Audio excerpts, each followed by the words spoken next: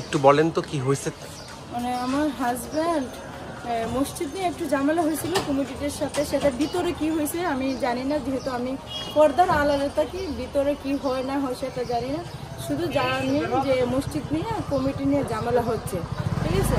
তখন ওরা মানে আমার হাজব্যান্ডকে শনিবার ফজরের নামাজ পড়ছে, আমার হাজব্যান্ড সকালে জুহরে আমার হাজব্যান্ডকে বলছে যে আপনি আর নামাজ পড়াইতে পারবেন না, মানে 9 বছর ধরে উনি ইমামতি করতেছে এইখানে, মানে জাস্ট 9 বছর ধরে ইনি এই মসজিদে ইমামতি করতেছে, মসজিদে মনোয়ারাতে।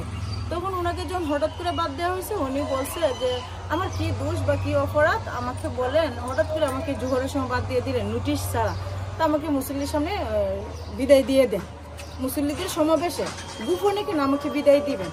তখন বলছে না আপনি এইভাবেই চলে যান, 3 মাসের বেতন বোনাস নিয়ে চলে যান। তো বলছে ঠিক আছে, আমি আপনারা রাখবেন না, আমার তো এখানে থাকার কোনো অপশন নাই, যেহেতু কমিটি রাখবেন আমার থাকার কোনো অপশন না, কিন্তু আমি চাচ্ছি আমাদের মুসল্লিদের সাথে আমি বিদায় নিয়ে চলে যাব, যেহেতু আমি 9টা বছর থাকছি, তাদের সাথে সম্পর্ক, তাদের সাথে আমার আত্মার সম্পর্ক আছে এই মুসল্লিদের সামনে। তখন উনি তার নামাজে যায় না শনিবার থেকে, তখন মুসল্লিরা অনেকজন মানে ওনাকে ফোন দিয়েছে, তো বলছে আমার চাকরি নাই। তখন মুসল্লি এবং কমিটির মাঝে কি হয়েছে সেটাও আমি বলতে পারবো না, যেহেতু মসজিদের ভিতরের বিষয়। হ্যাঁ, এরপরে কতদিন ধরে পাচ্ছেন না ওনাকে? আমি কালকে বিকাল থেকে আমি আপনাকে বলতেছি, তখন ওরা কমিটি এবং মুসল্লি মিলে ওরা সিদ্ধান্ত নিয়েছে যে হুজুরকে রাখবে কি রাখবে না। তো এটা ডেট হয়েছে সোমবারে ডেট হওয়ার পর কমিটির লোক বসে নাই সোমবারে, তখন মঙ্গলবারেও বসছে, মঙ্গলবারও কমিটির লোক বসে নাই, বৃহস্পতিবারে লাস্ট ডেট ছিল যে আমার হাজব্যান্ড রাত্রে ওরা বসবে, সুরাহা করবে এই জিনিসটা নিয়ে, কমিটিও বসবে, আমার হাজব্যান্ডও বসবে।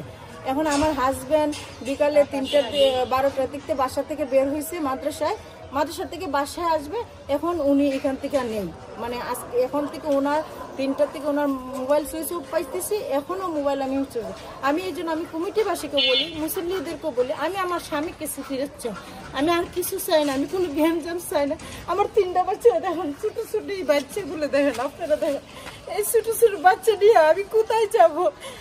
আমি শুধু দেশবাসীর কাছে একটু বলবো, একটু আমার স্বামী, আমি জানি না কে কি করছে সেটা আমি বলতে পারবো না, সেটা আমি কমিটিকেও বলি না, যেহেতু এটা গ্যাঞ্জাম চলছে, কে করছে সেটা জানি না, কিন্তু আমি কমিটির বাসায় বলি, আমার মুসল্লিদেরকেও বলি যে উনি তো এতদিন এই এলাকায় 9 বছর নামাজ পড়াইছে, আপনার যদি দয়া হয় আমাকে সহযোগিতা করে আমার হাজব্যান্ডকে বের করে দেন, আমি আর কিছু চাই না। আমি একটুকু দেশবাসীকে বলি, আমি আর কিছু বলতে চাই না। আমি জানি না কার দোষ কার গোবর, ঠিক আছে দোষ হইতে পারে, কার দোষ কার গোবর, আমার স্বামীরও দোষ হইতে পারে, এই জন্য আমার স্বামীকে পাবো না এটা তো এমন কোনো বিষয় না। আমি চাচ্ছি আমার স্বামীকে চাই, আমি আর কিছু চাই না, আমি একটুকু দেশবাসীর কাছে বলতে চাই জাস্ট আমার স্বামীকে চাই। আমার ছোট ছোট বাচ্চা, আরেকটা বাচ্চা মাদ্রাসায়, সে জানি না তার বাবা যে নিখোঁজ।